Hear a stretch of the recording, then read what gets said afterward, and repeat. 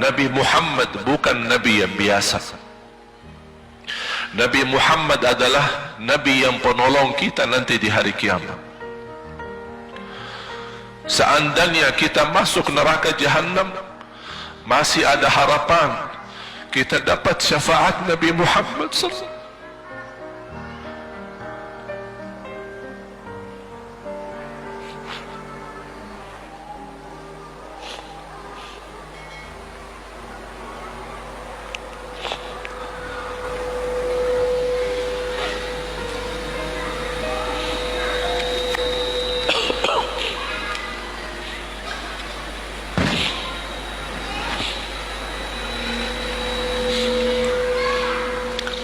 Yang masuk neraka saja dapat syafaat Rasul. Jadi sejauh mana kita bisa mencintai beliau, sejauh mana kita minat mempelajari kehidupan beliau, sejauh mana kita mengenal sunnah-sunnah beliau. Di zaman ini, umat yang paling bodoh terhadap beliau kita umat Islam. Kita umat Islam banyak hal yang tidak tahu tentang beliau, tidak tahu bagaimana perjuangan beliau, bagaimana doa beliau untuk kita, bagaimana kesedihan beliau kalau ada di antara kita yang kena musibah atau keburukan, apalagi masuk neraka. Siti Aisyah radhiyallahu anha,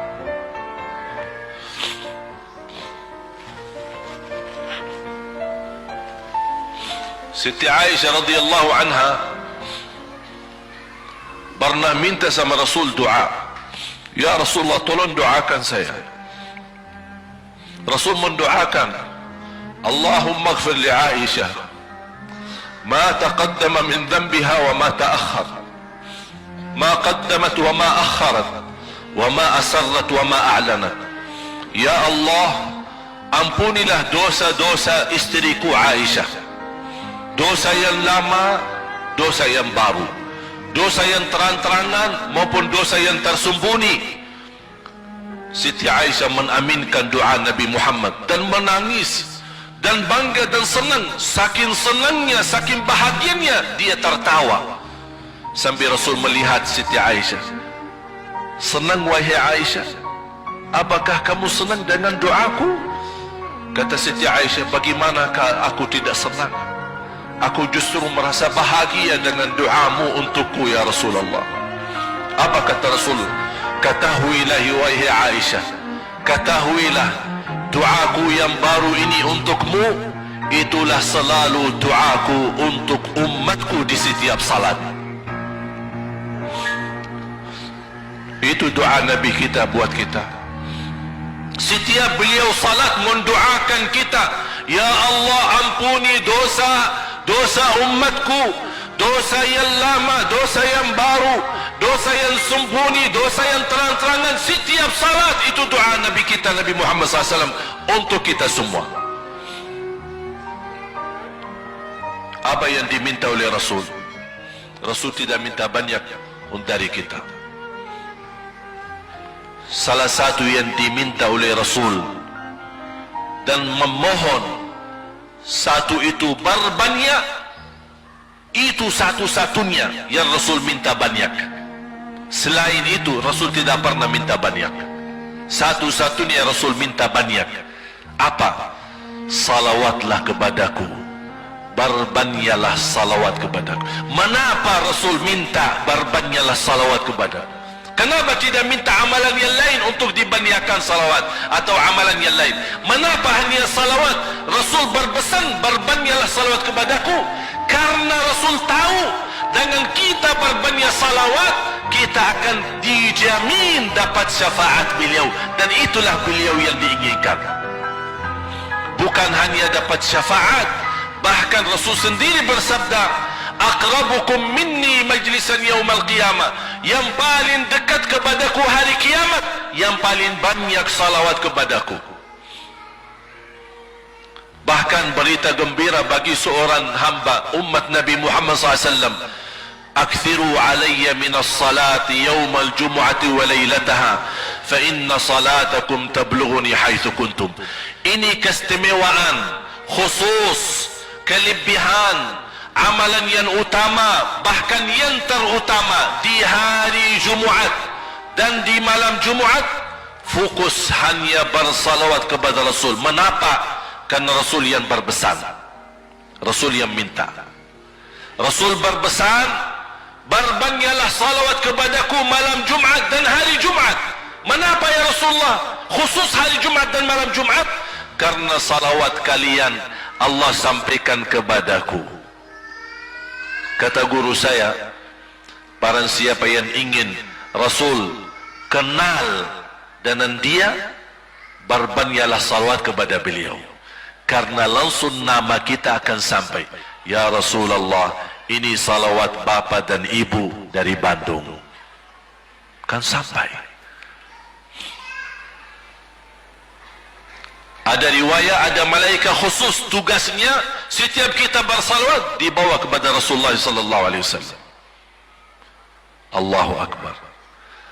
Bahkan ada orang bertanya kepada guru saya, Syekh Muhammad ibn Mukhtar Asy-Syanqiti, dan beliau masih hidup. Subhanallah, ketika di salah satu pertanyaan di majlis ta'lim di Masjid Nabawi, ada orang bertanya, mana yang lebih diutamakan di hari Jumat? Banyak baca Quran atau banyak salawat? Kita milih yang mana? Beliau menjawab dengan jelas, dengan tegas, di hari Jumat dan malam Jumat lebih utama banyak salawat daripada banyak baca Quran. Mengapa? Karena kata beliau, karena itulah permintaan Rasul sendiri. Berbanyaklah salawat kepadaku di hari Jumaat dan di malam Jumaat. Dan banyak riwayat yang lain. Kalau saya sebutin manfaat, keutamaan salawat kepada Rasul, lebih daripada 100 manfaat. Menghilangkan kesusahan, memberi kemudahan lunasi hutang, menyembuh penyakit, menjamin ampunan dosa, mendapat 10 rahmat, mendapatkan syafaat Rasul, posisi kita semakin mulia. Setiap kali kita salawat semakin naik darajat kita. Barang siapa yang salawat kepadaku 10 kali, dapat 10 kebaikan, dapat 10 rahmat, dihapus 10 kejahatan, dan naik 10 darajat, dan di akhirat dapat syafaatku. Luar biasa. Hadis yang terakhir, Ubay bin Ka'ab radhiyallahu anhu berkata, ya Rasulullah, aku suka berdoa. Karena salawat, arti salawat adalah doa. Arti salawat, doa. Ya Rasulullah, aku suka berdoa. Berapa dari doaku saya jadikan untukmu? Artinya berapa persen ya? Kalau bahasa kita, berapa persen kira-kira? Kalau misal saya doa 10 menit, berapa menit untuk Rasul, dan yang sisanya buat aku.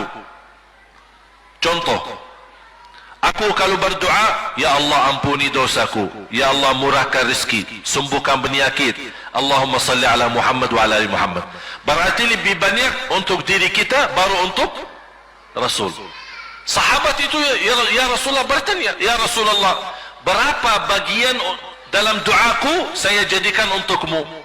Apa kata Rasul? Kata Rasulullah SAW, ma syi'ta wa in zidta fahuwa khairul lak. Ya terserahmu. Mau doa bagaimana untukku? Ya terserahmu.